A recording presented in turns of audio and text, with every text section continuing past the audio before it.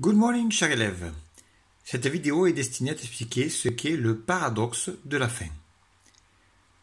Comme nous avons pu le voir sur cette grande carte de l'alimentation sur la planète, eh bien, on distingue des groupes de pays en rouge, dans lesquels la quantité de calories par personne et par jour est suffisante, voire largement suffisante, et d'autre part, des pays en vert, qui eux donc sont en calories par personne et par jour inférieur au minimum moyen, dont les habitants n'ont pas assez à manger.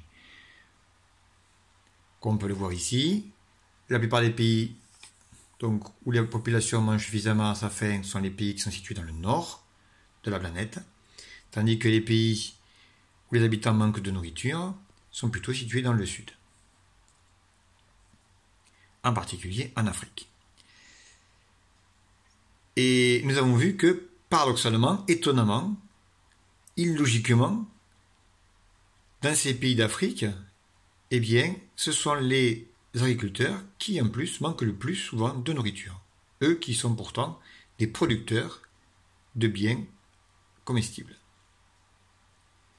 Par ailleurs, le paradoxe de la faim, c'est aussi le fait que sur la planète entière, on produit assez de nourriture pour tout le monde, mais que nous avons encore aujourd'hui des gens qui, dans certains endroits de la planète, ne mangent pas à leur faim. Cette carte nous a également permis de voir qu'il existait des grands extrêmes. En effet, dans les pays entourés de bleu, eh bien, la population est sous-alimentée, plus d'un tiers, un habitant sur trois, et dans les pays entourés de noir, eh bien, un habitant sur quatre est obèse. Nous avons donc là des extrêmes. Ainsi, en Afrique centrale, la Zambie ou la Namibie, donc plus d'une personne sur trois ne mange pas à sa faim, alors que dans le même temps, aux États-Unis ou au Mexique par exemple, une personne sur quatre est obèse.